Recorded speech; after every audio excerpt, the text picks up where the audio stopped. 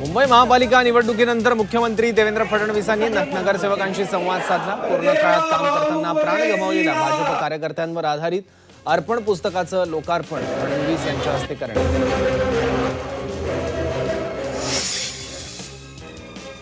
आलं। मंडळाच्या ताफ्यात देशात इंधन टंचाई होणार नाही, युद्ध परिस्थितीवर केंद्र सरकारचं लक्ष असल्याचं मुख्यमंत्री फडणवीसांनी म्हटलंय। नागरिकांनी अफवांवर विश्वास ठेवू नका असंही त्यांनी म्हटलंय। उच्च प्राथमिक शिक्षण धुळ्यात आयोजित एका कार्यक्रमात केंद्रीय मंत्री रामदास आठवलेंनी मोठं वक्तव्य केलंय। मोदी आहेत तोवर मंत्री आहे आणि मी किती वेळ मंत्री राहील सांगता येत नाही असं वक्तव्य आठवलेंनी केलं।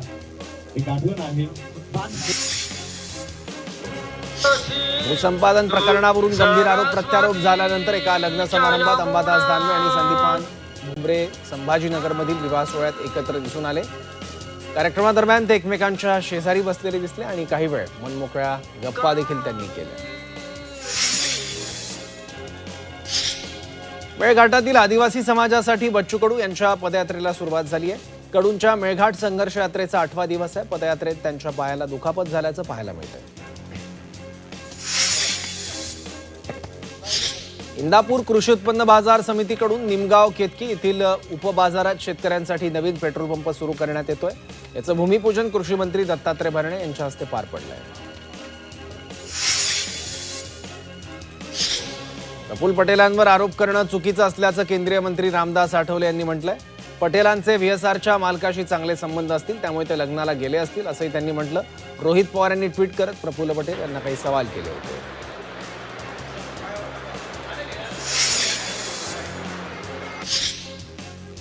अजित पवारांच्या विमान अपघाताच्या अहवालावर जनतेचा विश्वास नाही, त्यामुळे निवृत्त न्यायाधीशांमार्फत चौकशी करा अशी मागणी माजी मंत्री महादेव जानकर यांनी केली आहे।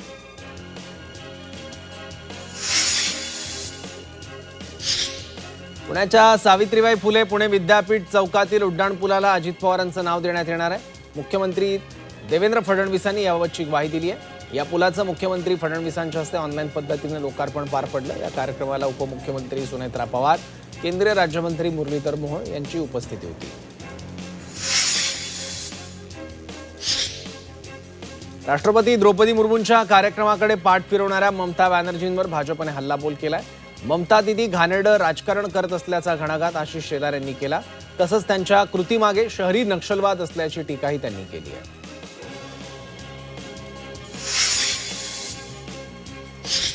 राष्ट्रपतींच्या अवमान प्रकरणी भाजपकडून ममता बॅनर्जींवर टीकेचा भडीमार करण्यात येतोय। राष्ट्रपतींचा अवमान हा देशाच्या अस्मितेवर आघात असल्याची टीका रवींद्र चव्हाणांनी केली आहे।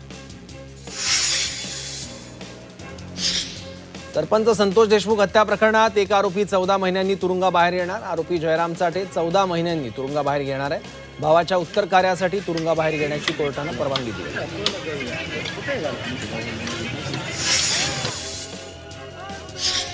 सोलापुरात घोड्यावरून मिरवणूक काढत ज्योती वाघमारे यांचं जल्लोषात स्वागत करण्यात आलं। ज्योती वाघमारे यांनी पत्रकार म्हणून आपल्या करिअरची सुरुवात केली होती, त्यामुळे सोलापुरातील पत्रकार संघटनेच्या वतीनं घोड्यावरून मिरवणूक काढत जल्लोष करण्यात आला। छत्रपती संभाजीनगरात जिल्हा परिषदेची सत्ता काबीज करण्यासाठी राजकीय हालचालींना वेग आलाय।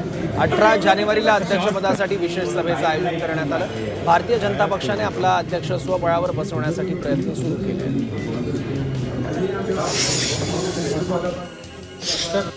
मुंबईत बोरिवली इथल्या अभिनव नगर परिसरातील रहिवासी आक्रमक झालेत। त्या रहिवाशांनी संजय गांधी राष्ट्रीय उद्यान अर्थात नॅशनल पार्कच्या संचालिका अनिता पाटील यांच्या विरोधात निषेध मोर्चा काढला। सुमारे 11,000 चौरस फुटांचा भूखंड वनविभागाकडून ताब्यात घेण्याचा प्रयत्न सुरू आहे असा आरोप स्थानिकांनी केला। साताऱ्यातील महाबळेश्वर आणि पाचगणीमध्ये बंदला उत्स्फूर्त प्रतिसाद मिळाला। रस्त्याच्या निकृष्ट कामाच्या निषेधार्थ बंद पुकारण्यात आला होता। सुरूर वाई पाचगणी महाबळेश्वर पोलादपूर रस्त्याचं काम मागील 1.5 वर्षांपासून धीम्या गतीनं सुरू आहे, त्यामुळे महाबळेश्वरच्या पर्यटनाला फटका बसलाय। बंदमुळे महाबळेश्वरमधील बाजारपेठेत शुकशुकाट आहे।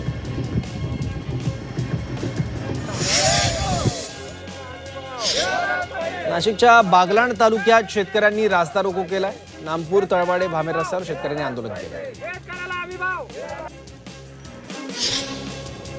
शेतकऱ्यांच्या न्याय हक्कासाठी काँग्रेस पक्षाच्या वतीनं उद्या कळमनुरी ते हिंगोली संघर्ष पदयात्रा काढण्यात येणार आहे.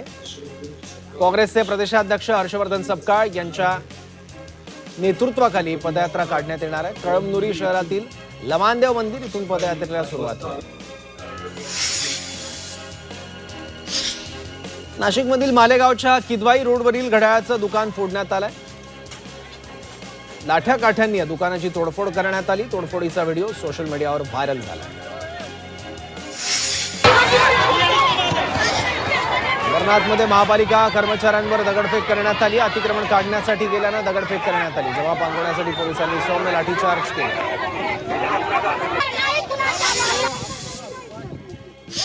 सिंहगड किल्ल्यावर मधमाशांनी पर्यटकांवर हल्ला केलाय. गडावरून तटबंदीच्या खाली दगड फेकणं पर्यटकांना अंगाशी आलंय. पर्यटकांमध्ये लहान मुलांचा देखील समावेश होता. लहान मुलं सुद्धा यात जखमी झाले.